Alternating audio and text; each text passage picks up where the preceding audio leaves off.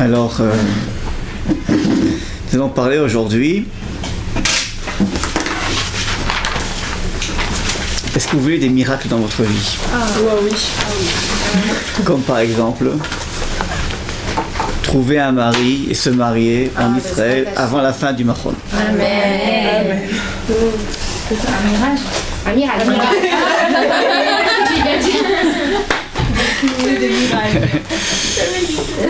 Bon, alors, grâce au cours d'aujourd'hui, vous allez pouvoir réaliser à 100% tous vos grands désirs.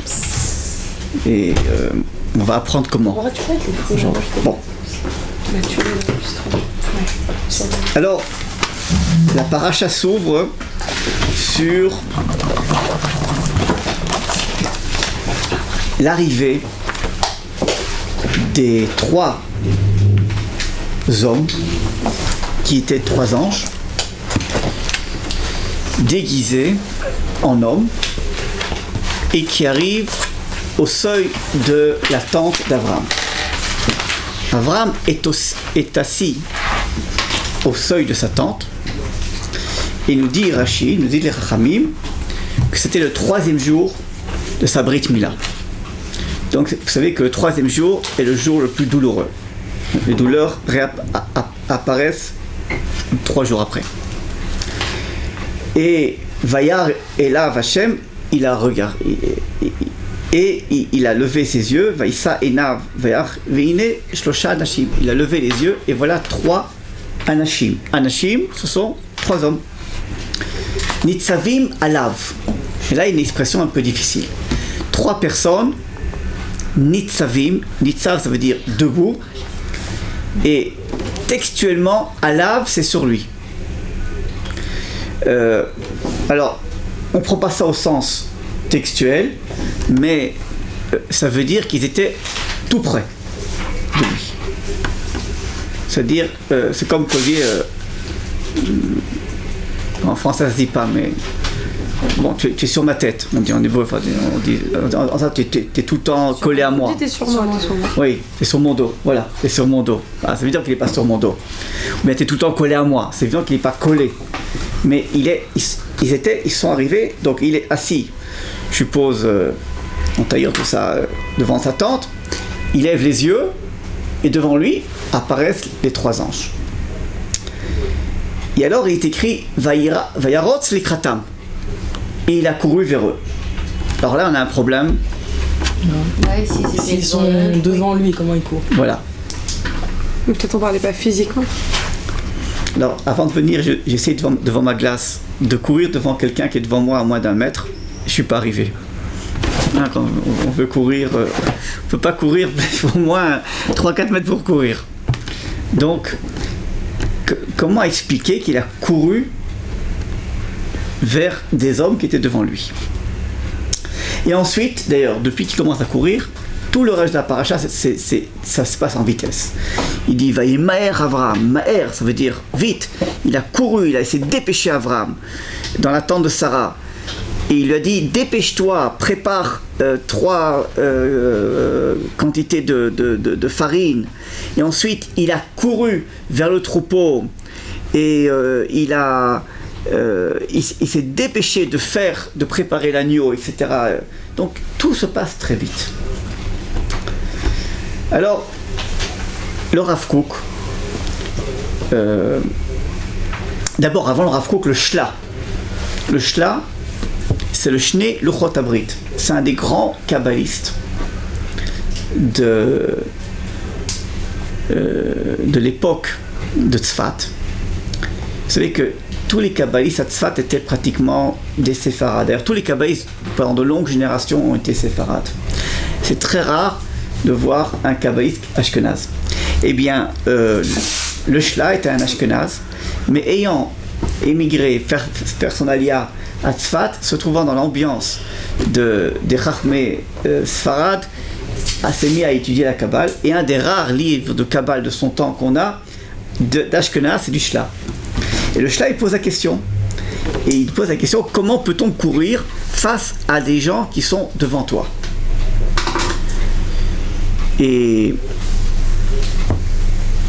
Et alors, comme tu as commencé à dire, apparemment, il n'a pas couru physiquement. Et apparemment, il a couru dans le sens... Il s'est empressé de leur parler. Pas de leur parler, Les invités. il s'est surpassé, empressé de les accueillir. Dit le Rav Kook dans Olatria, quelle est la grande différence entre les goïms et les juifs? Il dit le Rav Kook, au niveau du chesed, on remarque la différence. Alors c'est un petit peu incompréhensible. Comment expliquer la différence? Les goïms ils font du chesed pas moins que nous, peut-être mieux que nous.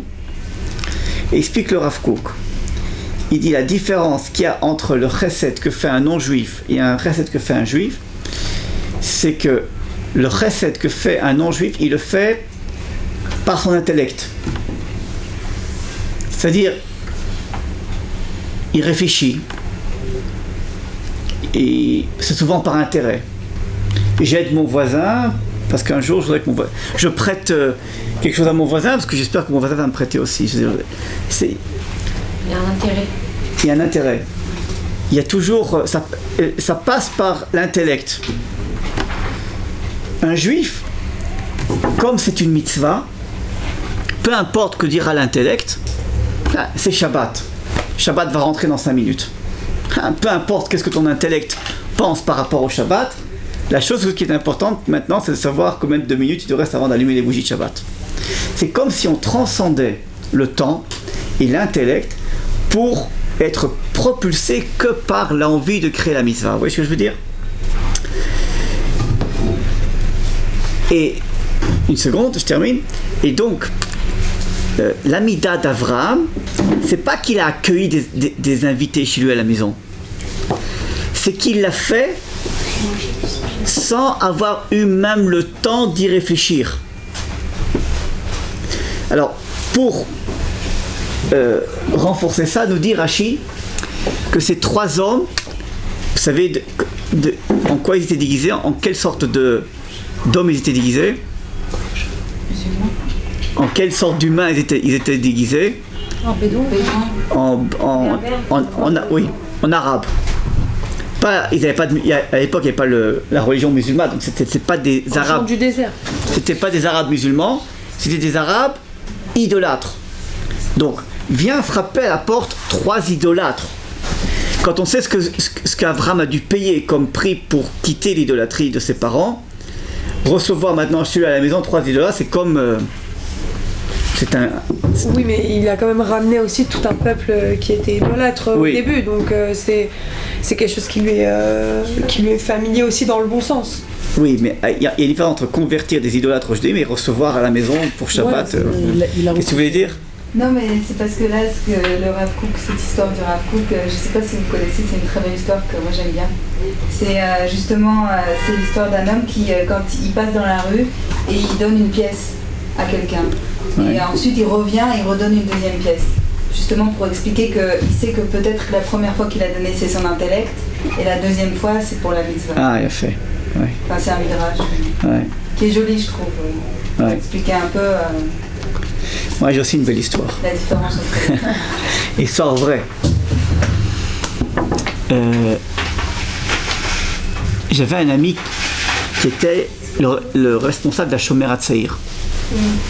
Donc on avait expliqué ce qu'est le Shomer HaTzaïr, un mouvement de jeunesse non religieux, presque même anti-religieux. De gauche, même d'extrême gauche.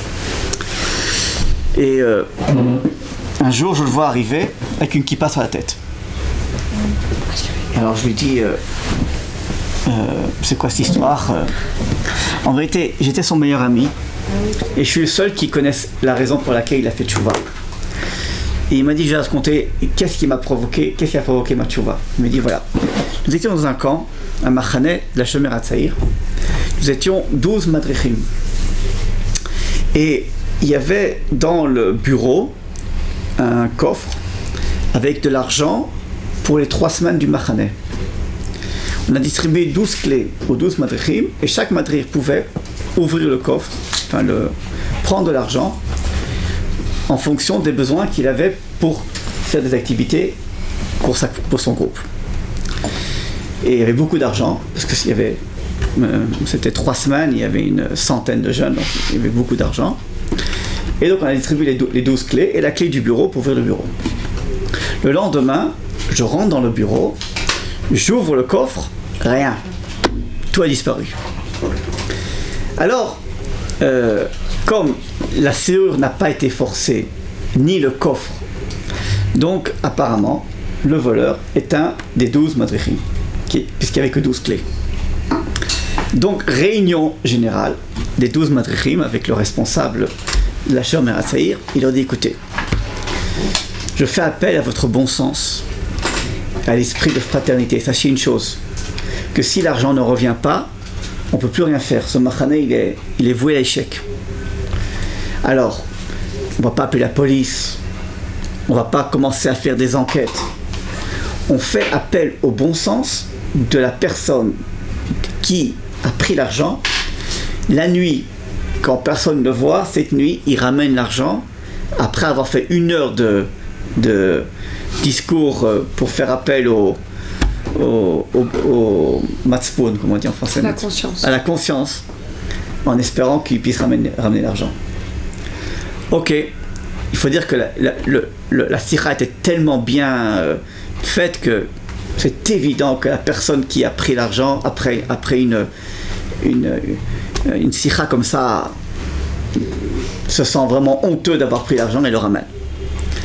Et donc, le lendemain matin, il est rentré dans le bureau pour voir si la personne qui avait pris l'argent l'avait ramené. Il ouvre le coffre, rien. Il a dit, ce jour-là, j'ai décidé de faire tchouva. Je ne sais pas si vous avez compris. Non. Il a dit, ce jour-là, j'ai compris en quoi la conscience, la morale humaine, en quoi se baser que sur la conscience d'une personne, c'est, même dans une situation tellement extrémiste comme annuler tout un camp à cause d'un vol, est très fragile. La personne n'a pas eu de problème de conscience. Il a dit, il est arrivé à la conclusion que s'il était religieux et qu'il savait qu'il y avait une interdiction de la Torah de voler, il n'aurait pas volé. La conscience humaine n'est pas aussi forte, parce que quand tu es religieux et quand tu pratiques la Torah, c'est pas un problème de conscience, c'est une halakha. Tu es en face de Dieu. Ok. Donc, entre parenthèses, ces 3 anges, quand ils sont sortis de chez Abraham, ils vont après chez qui? Chez Lot. Ils frappent à la porte de Lot, et Lot voit les 3 anges et les accueille à la maison aussi.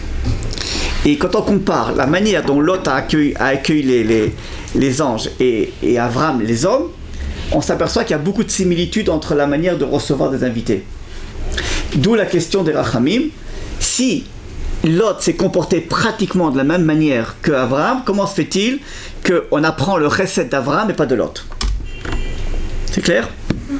On dit, on apprend le recette et l'hospitalité d'Abraham dans ces psukim de cette semaine. Mais comment l'expliquer alors que dans la même paracha, Lot a fait pratiquement la même chose?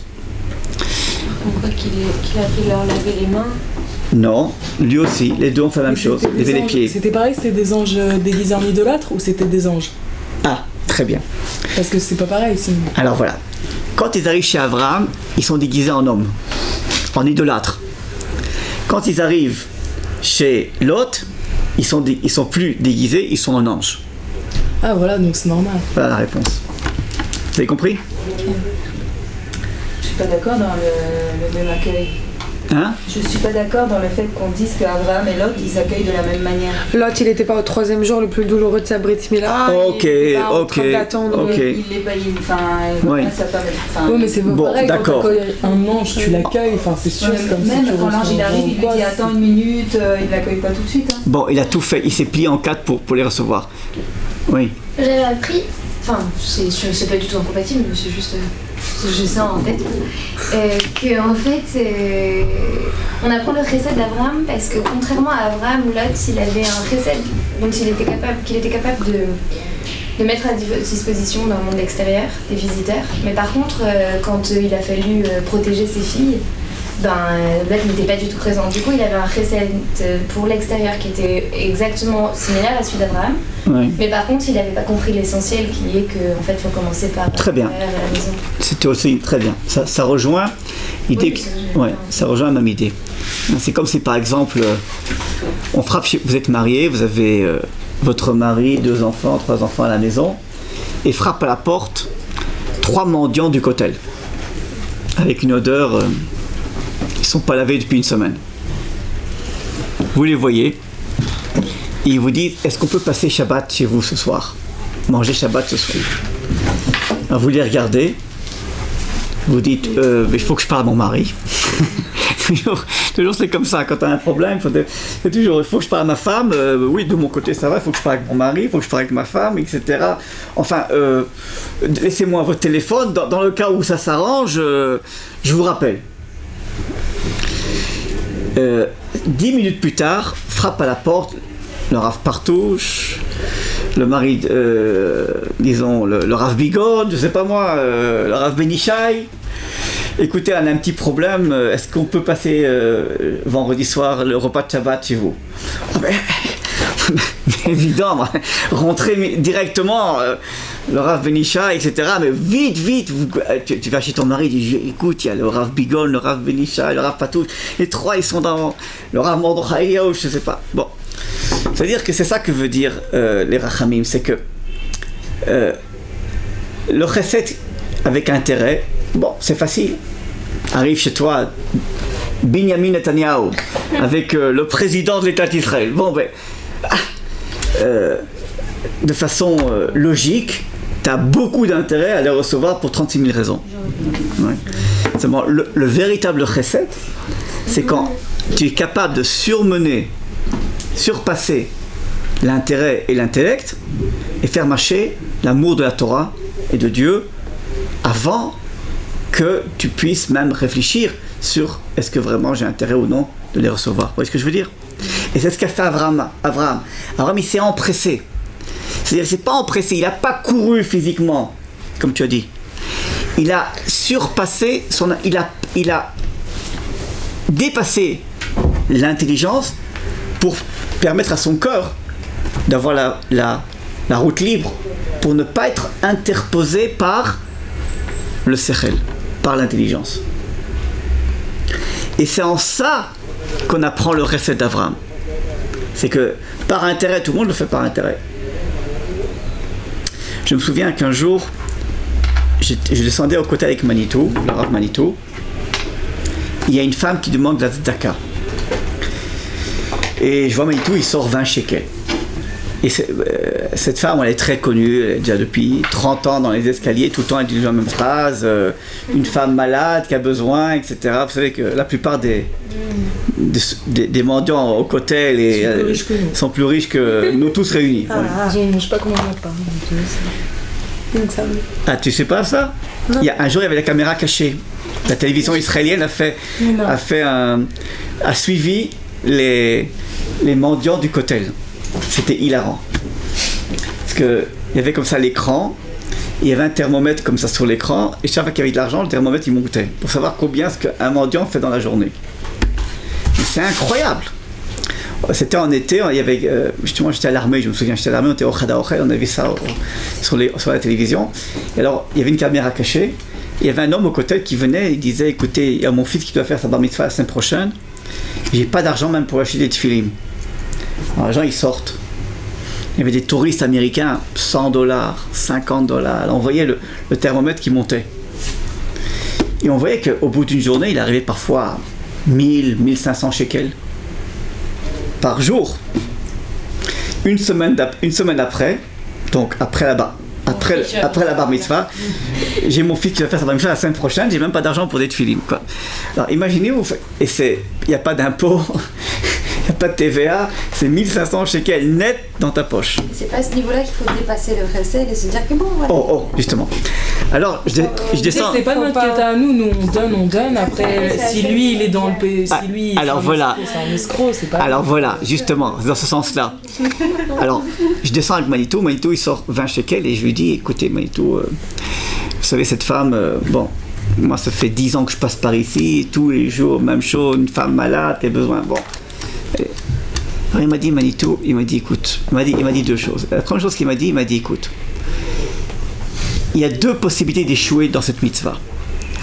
Ou donner à quelqu'un qui n'en a pas besoin, parce qu'il est riche, ou hésiter et ne pas lui donner pensant qu'il n'en ait pas besoin. Eh bien, je préfère échouer et donner à quelqu'un qui n'en a pas besoin plutôt que de ne pas donner et que pour finir, il en avait besoin. Ça, c'est l'attitude de quelqu'un qui, en fin de compte, laisse tomber le sechel, laisse tomber l'intellect. Il y a une mitzvah, eh bien, je donne. C'est vrai que tu peux nous donner, même au niveau de la halakha, 36 000 raisons ilchatiques de ne pas donner, mais il y a des gens où la mitzvah, elle est là. Et ça ne change rien. Tu peux m'expliquer pendant 1 heure que cette personne elle est riche, je suis incapable de ne pas donner de l'argent à un pauvre, à mes yeux, qui tend sa main. À quelqu'un qui demande. Voilà, à quelqu'un qui tend sa main. Parce que la tzedaka, elle est au fond de moi-même. Ça rentre pas dans l'intellect. Tu sais quoi? J'en ai rien à faire de tes explications. Est-ce qu'elle est riche? Elle est pas riche? On a besoin? Elle n'a pas besoin? Moi, je vois quelqu'un qui tend sa main. Le cœur juif de quelqu'un qui tend sa main dit, voilà, il y a tzedaka, il faut donner. Je donne. Et tu vas me prouver maintenant qu'elle n'a pas besoin, ça ne changera rien. Vous voyez ce que je veux dire? C'est l'intention. Ça, c'est le niveau auquel il faut arriver dans les mitzvot. Surtout que... Oui. Excusez-moi. Oui, vas-y. Non, surtout que dans la tzedaka, en fait, peu importe si la personne est riche, on a l'obligation, même à quelqu'un de riche, de donner si on doit le rétablir à sa condition. Ah, ça oui, ça donc, oui. En vrai, peut-être que c'est... Oui, mais... Non, même si cette personne est riche... Non, tu parles d'une halakha qui dit que quelqu'un qui était riche, qui a, disons, fait faillite, eh bien, tu ne dois pas lui donner juste de quoi manger, il faut lui donner pour qu'il puisse retrouver plus ou moins le niveau. Hein. Mais je connais peu de gens, même parmi les très riches, qui gagnent 1500 shekels 6 jours par semaine. Oui, non, mais ce serait un argument en plus pour dire que nous, la richesse, en fait, on n'a même pas à la prendre en compte. Parce que si la personne juge qu'elle n'a pas assez d'argent, c'est à nous de rétablir. Rien que le fait que la personne elle descende et qu'elle demande. Dans ce cas-là, c'est pas le cas. Ok. C'était pas le cas. Du tout. Après, moi, je la connais pas personnellement. Moi, j'habitais au Rova et je la voyais tous les jours. Donc, il faut être vachement spécial quand même pour avoir de l'argent et demander de l'argent. C'est pas quelque chose. Ça, il y a quand même une pauvreté peut-être ailleurs. Il y a plein, ils ont suivi des pauvres qui sortaient du cotel, qui rentraient dans leur voiture, qui allaient à Rechavia, qui montaient dans l'ascenseur dans leur maison avec un penthouse, etc. C'est des choses incroyables. Incroyables. Bon. Oui, quelqu'un veut dire quelque chose? Non, ok. Et donc, Abraham s'est empressé, la Torah nous apprend que c'est ça l'attitude qu'il faut avoir à des mitzvot. Il y a des mitzvot qui sont déjà à ce niveau-là. Par exemple, Shabbat. Shabbat, c'est pas que tu arrives avant Shabbat et tu dis ouais, je fais Shabbat, je fais pas Shabbat, bougie, pas bougie, Yom Kippour, pas Yom Kippour, je jeûne pas. Il y a des choses qui... La seule chose que tu as en tête, c'est combien de temps il me reste avant l'allumage des bougies. C'est-à-dire, il y a des mitzvot qui sont tellement ancrées en nous que tu te poses même plus de questions.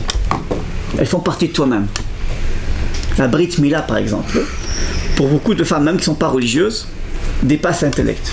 Tu vois des femmes, même pratiquement anti-religieuses, en Israël, elles font la Brit Mila à leur fils. Ça a dépassé toutes les convictions idéologiques et tout ce que tu veux. Moi, mon fils n'aura pas de Brit Mila, mais il ne sera pas circoncis, mais c'est... Non, ça dépasse. Eh bien ça, c'est l'image que la Torah veut nous donner, comment un juif doit être capable de pratiquer les mitzvot. Le jour où tu arrives à ce niveau-là, où tu n'es pas pris par l'intellect, mais c'est la volonté de pratiquer les mitzvot qui domine le tout, tu es arrivé au summum, ce qu'on appelle la Avodat Hashem. Mais ça, c'est un recette qu'on doit avoir que entre les juifs ou aussi avec les goïs? Commençons par les juifs. Ok.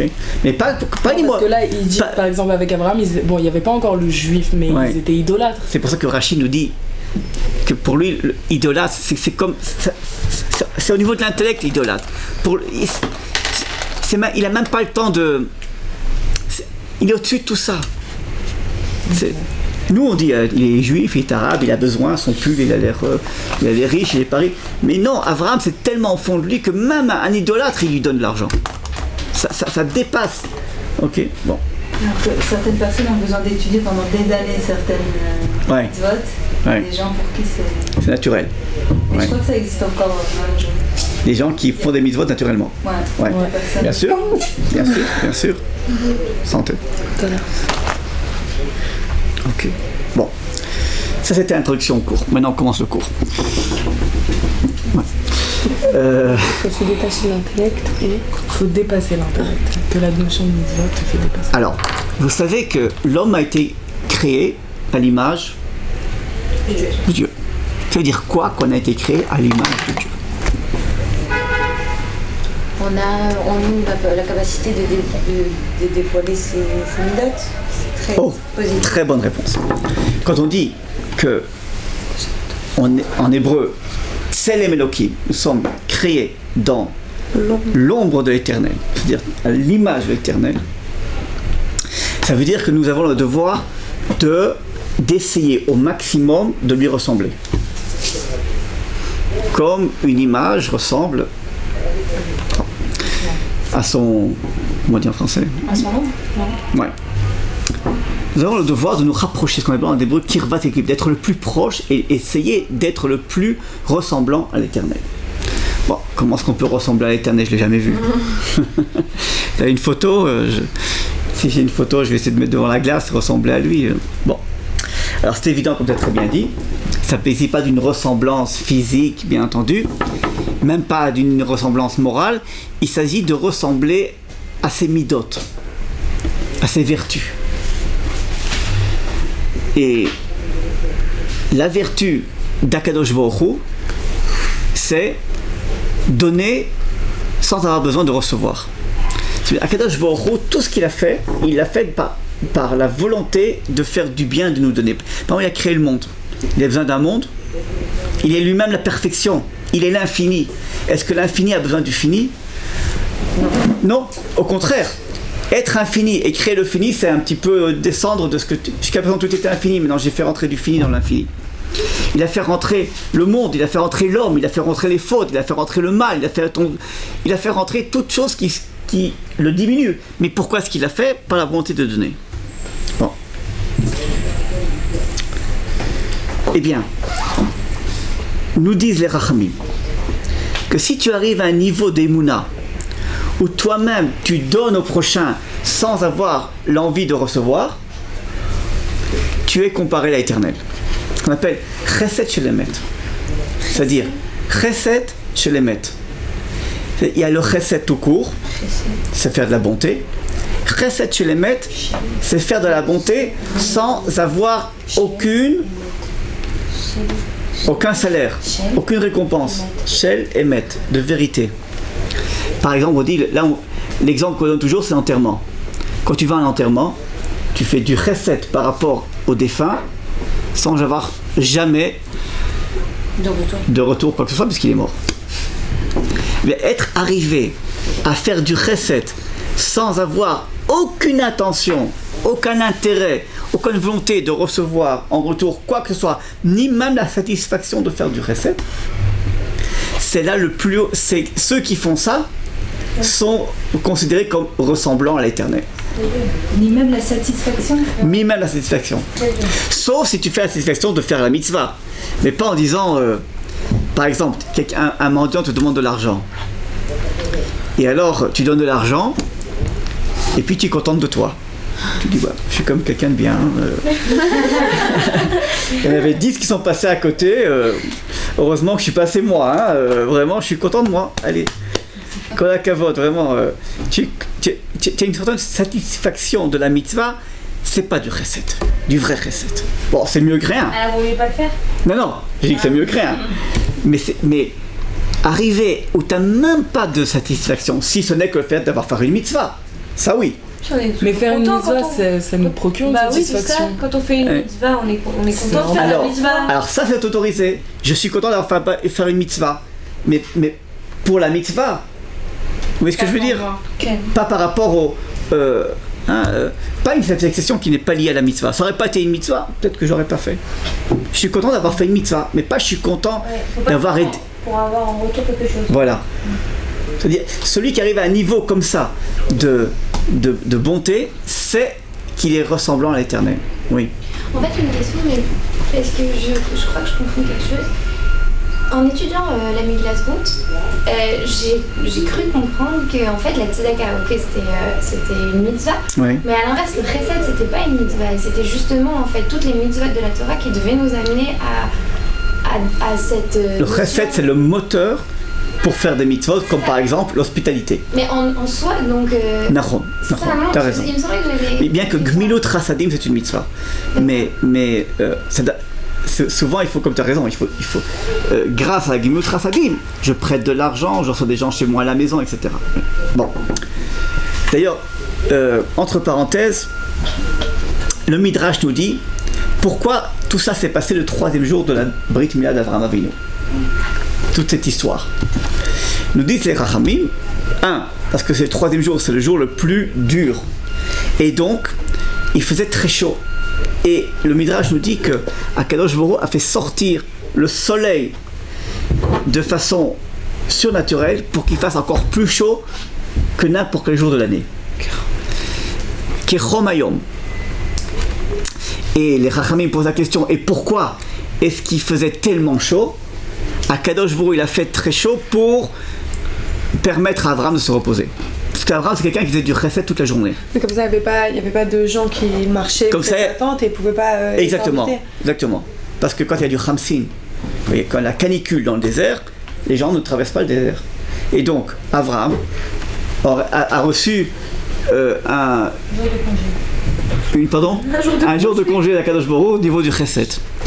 En d'autres termes, Akadosh Baruch Hu lui dit, repose-toi un jour.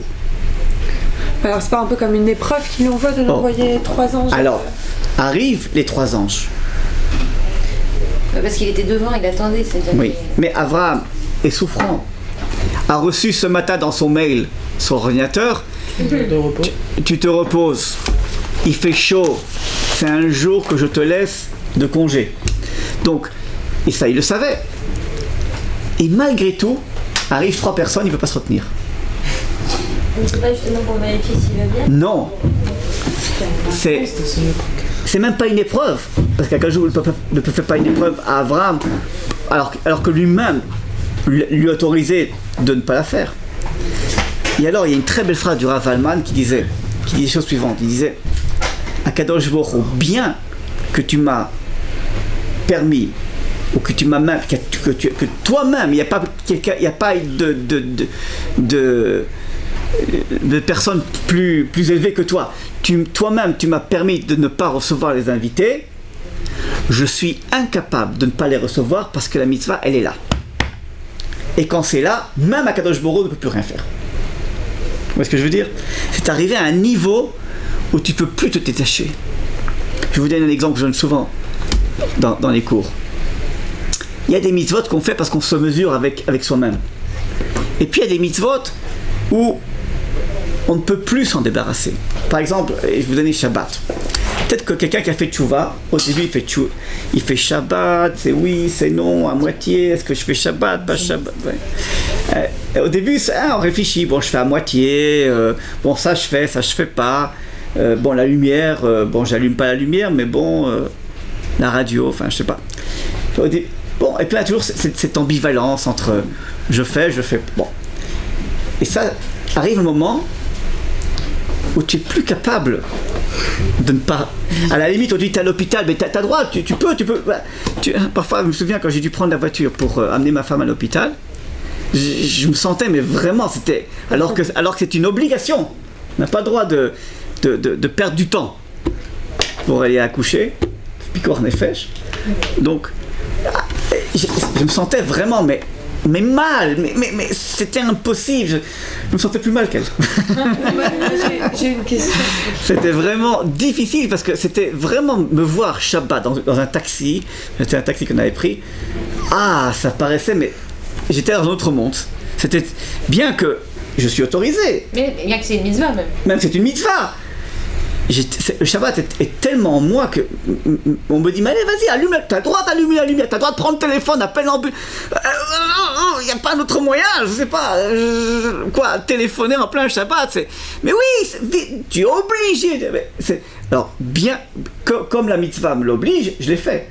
Mais j'ai dû me surmonter. Ça a été très très dur pour moi de faire ça. C'était. Vous voyez ce que je veux dire? Quoi donc? De prendre la voiture même si... Non, dans un cas comme ça. Piquoir nefesh. Les gens qui te voient avec une belle kippa blanc et tout ça, ils savent très bien que tu n'es pas en train de faire un tioul. Tu mets une cagoule.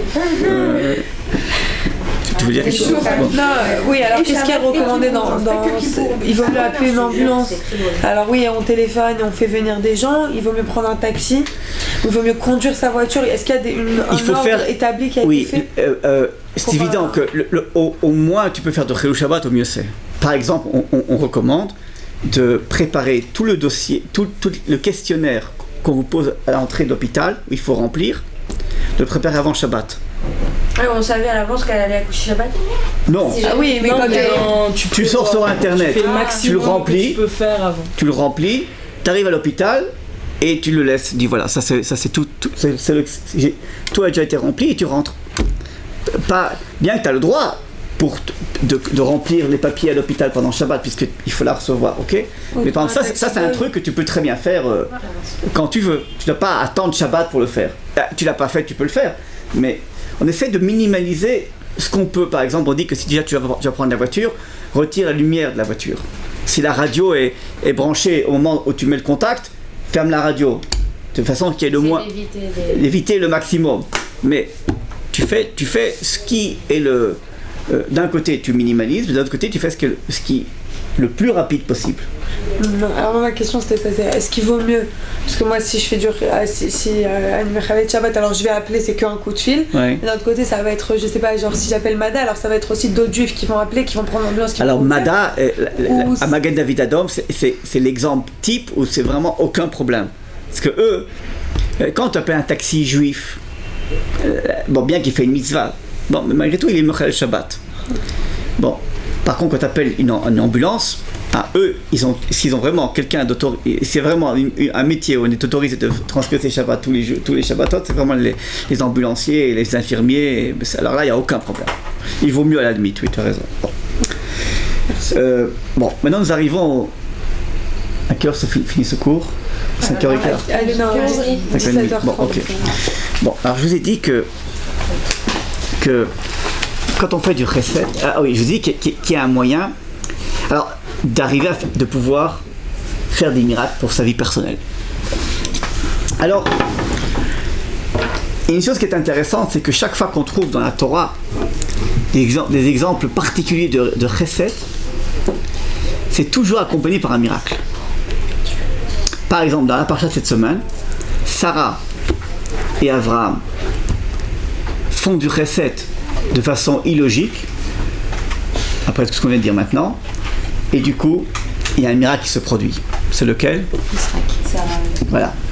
Sarah est à l'âge de 90 ans, Abraham de 100 ans, elle était akara, elle était stérile, elle n'avait pas d'enfant, et du coup, une fois que les anges ont reçu à manger, ils lui annoncent que l'année prochaine, elle aura un enfant dans ses bras.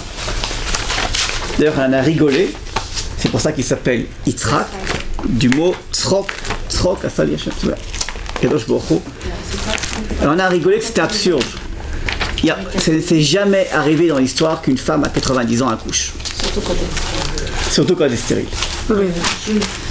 Et les Rachamim posent la question, qu'est-ce qui a fait que Sarah a pu accoucher à l'âge de 90 ans? Par quel moyen elle est arrivée à faire un miracle dans sa vie? Réponse, le chesed qu'elle a fait avant. Comme on a expliqué que le chesed te propulse au niveau de l'éternel, et qu'une fois que tu fais du chesed, tu es la copie de l'Éternel, une fois que tu es la copie de l'Éternel, toutes les portes sont ouvertes. Ouais. Il n'y avait pas un moment où Hachem il est venu voir Abraham et il lui avait prédit justement qu'il allait avoir une descendance. Oui, justement, c'est la grande épreuve d'Abraham, c'est qu'on lui promet et voilà qu'il arrive à la fin de sa vie et que rien ne se passe. Mais c'est-à-dire, il savait, il n'avait pas la émouna de penser que ce qu'Hachem lui avait dit. Bien sûr qu'il avait la émouna, mais il voyait bien la réalité des choses, que ça ne se passait pas. Et puis du coup, le miracle est arrivé. Mais apparemment, l'élément qui a déclenché la promesse de l'Éternel et le miracle, c'était le chesed. Donc, oui. Est-ce qu'il y a une hiérarchie dans le chesed? Par exemple, si on a deux événements, si on a deux occasions de faire du chesed, oui. est-ce qu'il y a quelque chose qu'on doit faire pour choisir? Oui, par exemple, la famille passe avant, les voisins, les gens proches de toi passent avant, les gens de l'autre ville, etc. Oui, il y a une hiérarchie. Tu commences toujours. Okay. Et si les deux, c'est des personnes de famille, si c'est par exemple c'est entre mon frère et ma cousine qui vient d'accoucher, par exemple. Ton frère passe avant. Ok, donc c'est dans ce sens-là. Ouais. C'est entre mon frère et ma soeur, par contre. Tu te démêles. L'aîné. Là, je coupe en deux.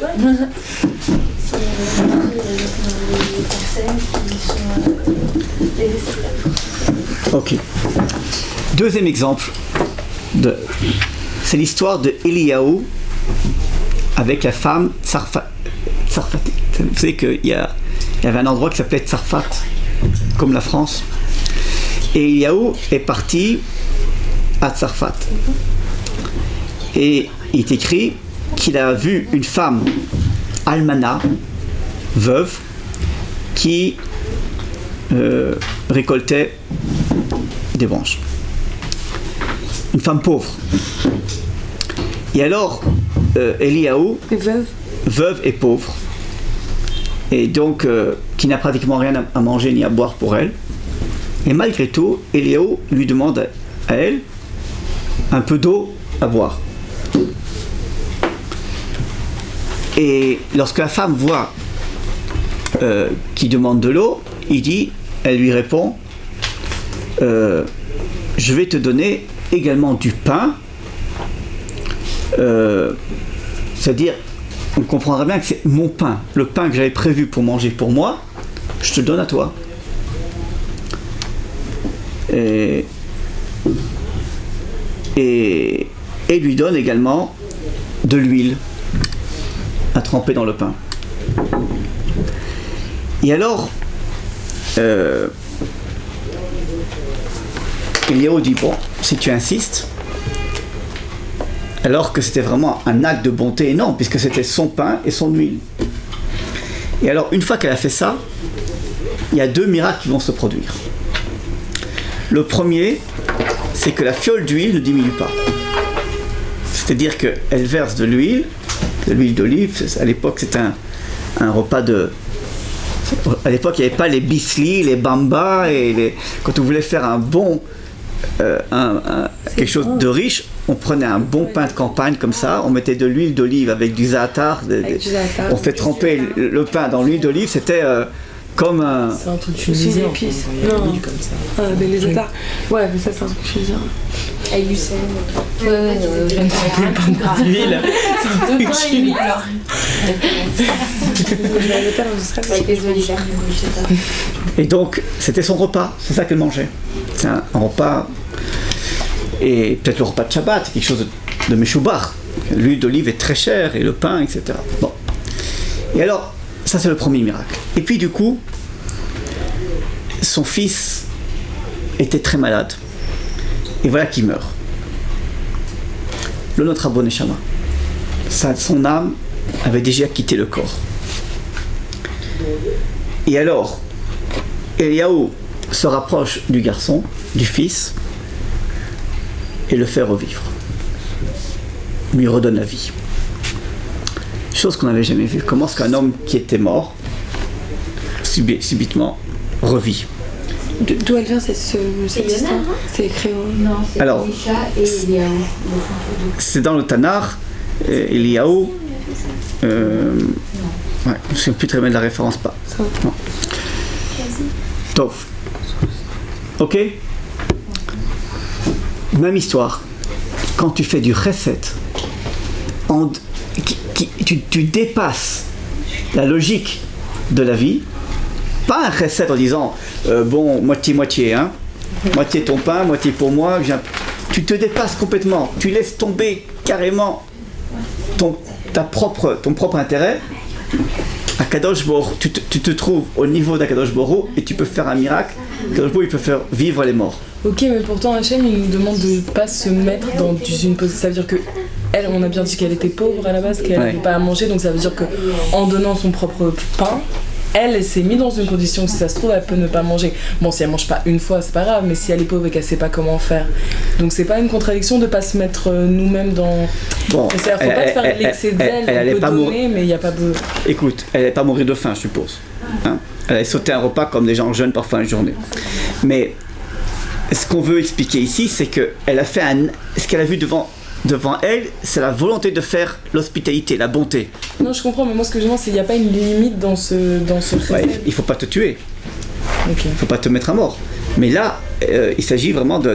Bon, ok. Ah oui, c'est là parce que... Est-ce que c'est une Gemara, je sais plus, vous savez, une histoire que quand deux personnes sont dans le désert avec une gourde d'eau qui a suffisamment d'eau pour une personne, on a l'obligation, si la bouteille nous appartient, de la prendre. Parce que tu vas mourir.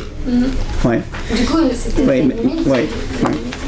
Non, j'ai dit, sauter un repas, c'est pas encore mourir. Non, je parlais pas justement forcément de cet exemple-là, mais c'est de manière générale, faut pas se mettre non plus en danger pour pouvoir faire du chesed. Non, elle s'est pas bien en danger pour la sauver pauvre, mais elle a fait quelque chose qui était en delà de même si connaissait la halakha, elle était en delà de la halakha. Okay. Autre exemple, Elisha Vaisha Shulamit. Ceux qui veulent des références, tu veux des références, Melachim, Bet, Perek Dalet, Pasuk He. Alors là, même chose, Elisha arrive chez la femme à Shunamit. Et bon, je passe sur les détails. Une femme également très pauvre, etc. Et elle l'accueille de façon, elle lui donne à manger, elle lui prépare une petite chambre pour dormir. Enfin, elle se surpasse au-delà de ses capacités. Et ensuite, lorsque Elisha lui demande mais qu'est-ce que tu veux en échange, elle demande pratiquement rien. Et puis du coup, ils s'aperçoivent que elle dit mon mari est vieux et j'ai pas d'enfant.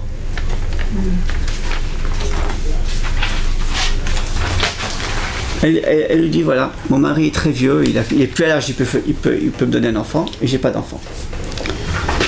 Et alors lui répond Elisha, Vayomer la moed azeh ka'et rovek et ben.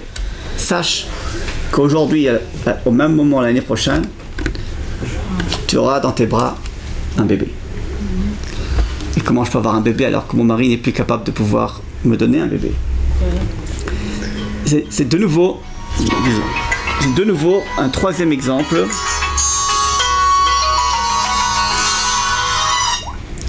C'est de nouveau un troisième exemple de bonté, de chesed en delà de l'intellect, où tu arrives à un niveau tellement élevé que tu peux faire arriver au niveau miracle. Quatrième et dernier exemple, c'est Ruth et Noémie. Tout le monde connaît l'histoire? Bon. Ruth était la servante de Naomi. Et à l'époque où Naomi avait de l'argent, et surtout avait 2 fils, célibataires. Alors, Ruth, qui n'était pas juive, qui était Moavia, était la servante de Naomi. Et puis arrive un moment où Naomi perd tout son argent, son mari, ses 2 fils vont mourir, elle n'a plus rien. Elle dit à Ruth, écoute, je suis vraiment désolé, je peux plus te payer. J'ai même pas de fils à te donner. J'ai plus rien. Alors, repars dans ta famille. Et qu'est-ce que répond Ruth? Non. Là où tu iras, j'irai. Elle continue à servir Naomi alors qu'elle a perdu tout intérêt. Rien. Gratuitement. Ça, c'est la bonté de Ruth par rapport à Naomi. Ok? Donc, suite de l'histoire. Voilà que Ruth est en train de glaner dans les champs. C'est-à-dire que vous savez qu'il y a une mitzvah de laisser une partie de son champ pour les pauvres. Et les pauvres qui n'ont pas à manger peuvent glaner, se servir des restants. En général, c'est toujours la fin du champ. C'est les pauvres qui sont là-bas. Et donc, Ruth va glaner dans les champs pour se nourrir, parce qu'ils n'ont plus d'argent. Et alors, il y a un miracle qui va se produire. C'est que le grand propriétaire, le plus grand propriétaire terrien à qui appartenait le champ, qui s'appelait Boaz. Et à l'époque, il faut savoir, c'est pas comme aujourd'hui, les riches se mariaient entre eux et les pauvres entre eux.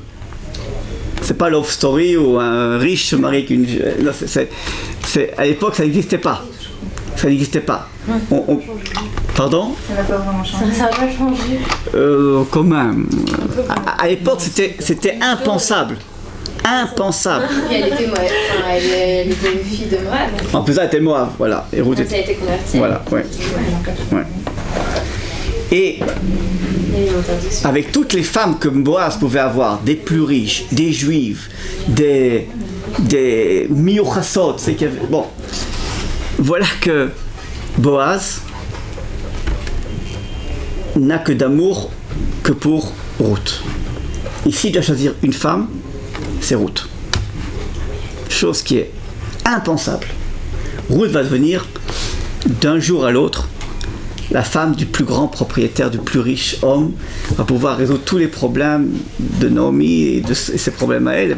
Elle va accéder à l'aristocratie. Comment elle est arrivée à ça? Même réponse, recette. Mais c'est pas fini. Et ensuite, la fin du Sefer de Ruth, ils nous disent qu'elle va enfanter plusieurs enfants. L'un d'eux s'appelait Yishai, qui lui-même va enfanter David ben Yishai. David. Qui est David? David Améler, le roi David. Donc elle va enfanter pas n'importe qui, elle va enfanter le futur roi David, qui sera d'ailleurs un jour le Mashiach ben David. C'est-à-dire que le Mashiach sera descendant de David. Donc regardez un petit peu jusqu'où ça va. D'une pauvre petite servante qui n'était même pas encore juive, qui va le devenir, et qui fait juste un acte de chesed, et se retrouve la mère du Mashiach ben David. C'est pareil que le Mashiach va passer. C'est vous montrer un petit peu la grandeur, la force de ce que c'est que le chesed. Oui. Excusez-moi, j'ai pas compris le troisième exemple. Qu'est-ce que ça veut dire quand il dit à la même époque, Elisha, quand il dit à la femme à la même époque, tu seras enceinte? Oui. Ça veut dire quoi? Ça veut dire qu'il s'est passé quelque chose entre Elisha et sa femme? Ça veut dire que... Ça veut dire que son mari, bien qu'il était à un âge, il ne pouvait plus donner un enfant à sa femme, il a réussi quand même à donner un enfant à sa femme. D'accord, ouais, parce que j'avais un doute sur la signification. Ouais. Donc, en conclusion de ce cours, c'est que quand on se dit se rapprocher de l'Éternel, on veut que notre prière soit exaucée. On veut qu'Akadosh Baruch Hu nous écoute. On veut qu'il réalise nos souhaits. On veut qu'il fasse un miracle dans notre vie. Souvent on dit il faut avoir l'élévation spirituelle, fais de la méditation, fais de l'île d'eau, tu vas étudier la Torah du matin au soir, tu vas... Non! C'est beaucoup plus facile qu'on s'imaginait. L'élément qui nous rapproche le plus et le plus vite d'Akadosh Baruch Hu et qui permet à Akadosh Baruch Hu d'écouter nos prières, de les exaucer et qui nous élève à un niveau, on se retrouve pratiquement à son image, avec les mêmes capacités de force que l'Éternel il a par rapport à nous, c'est le chesed, c'est la bonté, l'hospitalité. Celui qui arrive à faire ça a compris près de 90% de ce que ça veut dire s'élever vers l'Éternel. Arriver à ce que l'Éternel puisse exaucer tout ce que l'on désire. Donc, à la limite, si on a des problèmes dans la vie et qu'on ne comprend pas comment se fait-il qu'Akadosh Baruch Hu n'a toujours pas écouté mes prières, n'a pas toujours réalisé mes vœux, etc., etc., pas besoin de devoir commencer à penser à faire 36 000 choses, se concentrer sur une seule chose. Chesed. Commencez à faire du chesed. Sans fin. Tous les jours. Dans la midrasha, avec les copines, avec tout. Tous les jours. Ben non, je vous signe que celle qui fait du chesed, mais pas le chesed avec intérêt, ça tout le monde en fait. Se surpasser. Arriver à vraiment faire du chesed comme on fait Shabbat. Que ce soit en nous, qu'on n'ait plus d'hésitation, qu'on n'ait plus l'intellect qui se met entre, mais arriver à acquérir de façon presque naturelle la volonté de faire du chesed. Si vous arrivez à ce niveau-là, je vous signez aujourd'hui, le Rav Levi qui l'a signé, que la personne qui fait ça, Bezrat Hashem, tous ses vœux, toutes ses volontés seront écoutées et exaucées par l'Éternel. Amen. C'est pour ça qu'on dit Mechalkel Chaim Bechesed, Mechaye Metim. Si tu fais du chesed, tu peux même faire vivre un mort. Ça veut dire que arriver au niveau le miracle le plus élevé. Ce qu'on dit à la Tfilah du Shmona Esrei, de la Mida tous les jours. Mechalkel Chaim Bechesed, Mechaye Metim. Tu fais du chesed, tu peux faire vivre des morts. Faire vivre des morts, sachez, ben non, c'est pas uniquement faire vivre quelqu'un qui était mort. Faire vivre un mort, c'est redonner de la vie à quelqu'un qui n'en a plus. Pas dans le sens de... C'est de pouvoir redonner de la vie à quelque chose qui n'avait plus. Avec du chesed, tu peux redonner de la vie à des gens qui n'en avaient plus. Et commencer par toi. Si tu n'as plus beaucoup de vie en toi, fais du chesed, tu vas revivre. Zéo, V'atzlacha. Donc vous faites maintenant des tests pratiques sur ça. Et vous... Bon bah on va